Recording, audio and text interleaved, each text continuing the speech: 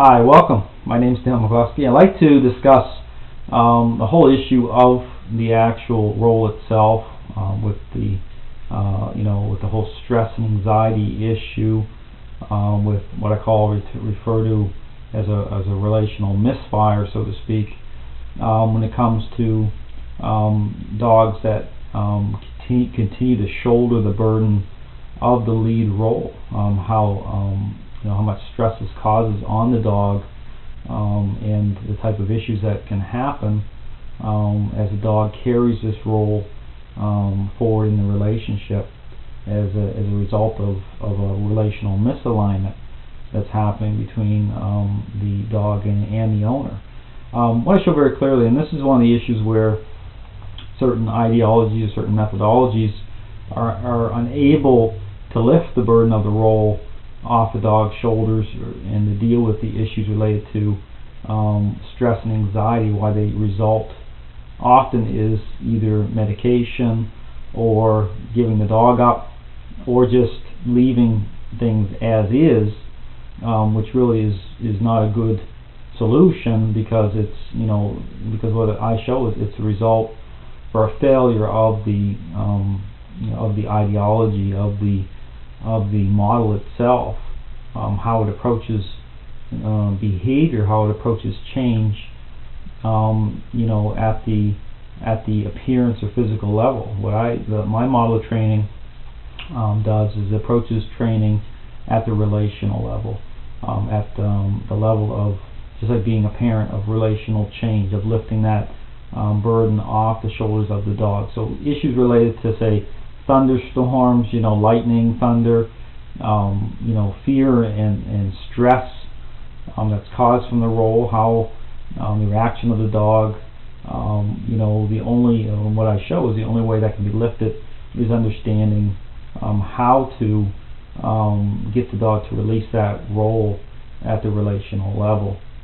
And so again, when you look at the stress issues themselves, what it can do is it can exacerbate underlying medical issues. I've seen cases where dogs have had a minor issue related to a physical ailment, with like a cough and things, and then it just increases because it's just like the human body and stress.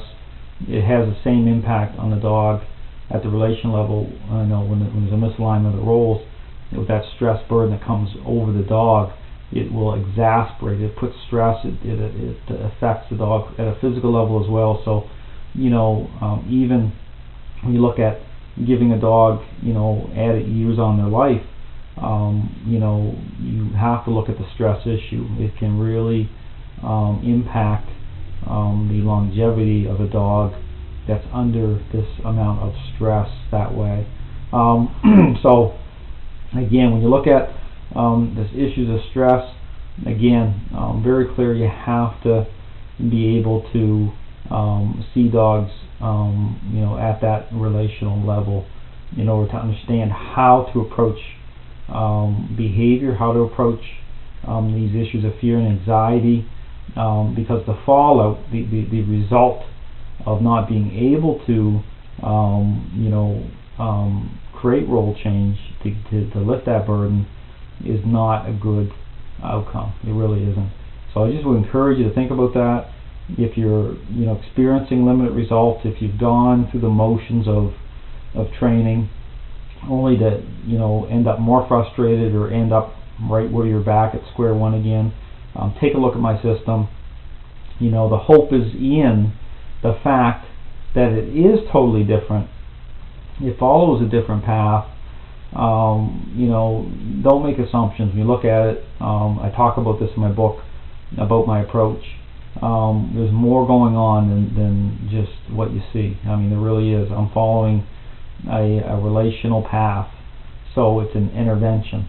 It's about strength and weakness. It's reverse psychology, so to speak, in a lot of cases. So it will challenge how people want to think, but again, nature is about us meeting the dog's needs at their level, on their terms, through nature. So again, thanks very much for watching. I hope this helps to clarify a little bit about stress and anxiety. It does come from that burden of that role, and you know, how we think about it is really critical with getting releasing that burden off the dog's shoulders. So thanks very much for watching. Hope you have a great day.